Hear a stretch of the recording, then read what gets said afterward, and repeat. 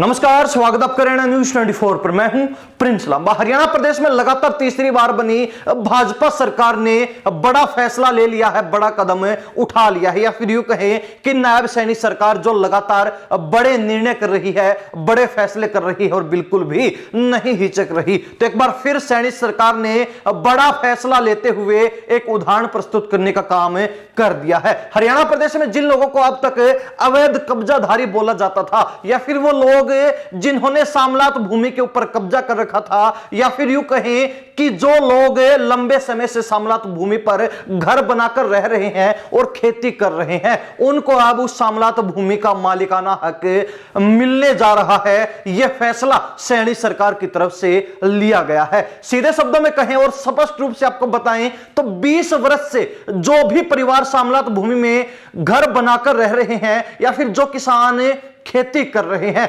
उनको हरियाणा सरकार की तरफ से छूट दे दी गई है और उनको अब उन जमीनों का मालिकाना हक दिया जाएगा। वो उन जमीनों के मालिक बनने जा रहे हैं। हरियाणा ग्राम सामलात विनिमयन संशोधन विधेयक के तहत 31 मार्च 2004 से पहले जो परिवार सामलात भूमि के अंदर मकान बनाकर रह रहे हैं, या फिर वो किसान जो लगातार जमीन को पट्टे पर लेकर खेती भी कर रहे हैं, वो जमीनों का मालिकाना हक को लेकर दावा कर सकते हैं। यदि मकान तालाब, फिरनी यानी कि गांव की सीमा रेखा में या फिर कृषि भूमि के ऊपर है, आपको वो सभी नियम व शर्तें भी बताते हैं। तो साथ ही किस तरीके से सामलात भूमि के ऊपर मालिकाना हक लिया जा सकता है, क्या इसकी प्रक्रिया है, क्या जो है तय सीमा निर्धारित की गई है, हर मामले पर विस्तार से चर्चा करते हैं। सबसे पहले आपको बता दें कि उन लोगों को ही सामलात भूमि के ऊपर मालिकाना हक दिया जाएगा जिनके मकान 500 वर्ग गज के अंतर्गत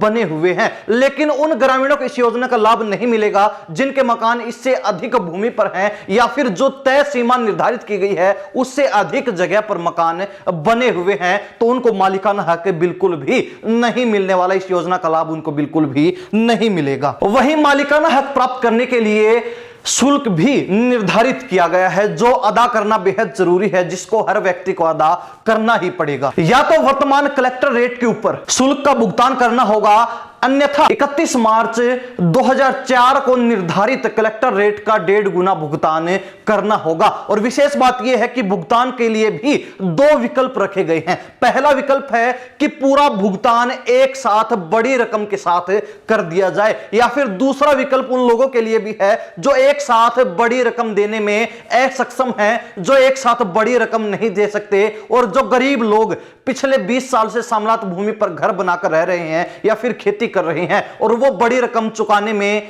असमर्थ हैं, तो उनके लिए दूसरा विकल्प भी रखा गया है।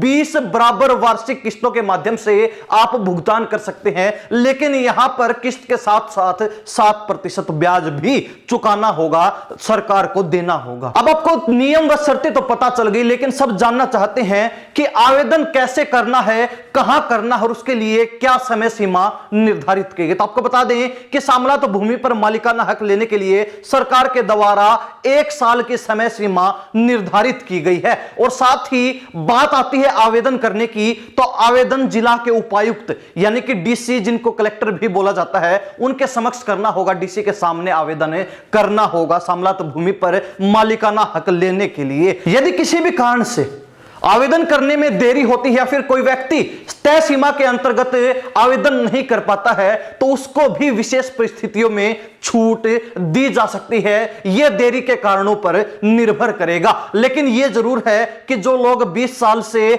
सामलात भूमि पर घर बनाकर, मकान बनाकर रह रहे हैं, या फिर जो गरीब किसान पट्टे पर जमीन लेकर लगातार वहां खेती कर रहे हैं, जो 20 साल से खेती कर रहे हैं, उनको अब सामलात भूमि पर भी मालिकाना हक मिलने जा रहा है। उन लोगों का एक स्थायी प्रबंध करने के लिए सरकार के द्वारा यह बड़ा कदम उठाया गया है, क्योंकि अब तक इन तमाम लोगों को कब्जाधारी बोला जाता था जो अवैध जमीन में कब्जा किए बैठे थे। लेकिन उस अवैध जमीन को भी अब वैध बनाने के लिए सरकार के द्वारा योजना लागू की गई है, और अवैध जमीन का भी मालिकाना हक उन लोगों को मिल सकता है। उसके लिए नियम व शर्तें लागू की गई हैं, उसके लिए समय सीमा निर्धारित की गई है, और आवेदन की प्रक्रिया भी तय की गई है, जो सिर्फ डीसी के समक्ष ही आवेदन किया जा सकता है। 1 साल की समय सीमा है, नियम शर्तें तो साथ ही मालिकाना हक लेने के लिए आपको शुल्क का भुगतान भी करना पड़ेगा और शुल्क भुगतान करने के लिए भी 2 माध्यम हैं, 2 विकल्प हैं। अब जो गरीब लोग लगातार अवैध कब्जाधारी के रूप में जाने जाते थे वो भी वैध हो जाएंगे। उन जिनको कब्जाधारी बोला जाता था, सामलात जमीन में रह रहे थे, उनको भी एक स्थायी जगह मिल जाएगी, एक पक्का मकान मिल जाएगा। हरियाणा सरकार की तरफ से यह बड़ा कदम उन लोगों को देखते हुए, अवैध कब्जों को देखते हुए उठाया गया है। आप इस बारे में क्या सोचते हैं? अपनी प्रतिक्रिया कमेंट के माध्यम से जरूर लिख दीजिए। इन्हीं सब बातों के साथ में प्रिंस लांबा, हरियाणा न्यूज़ 24। नमस्कार, जय।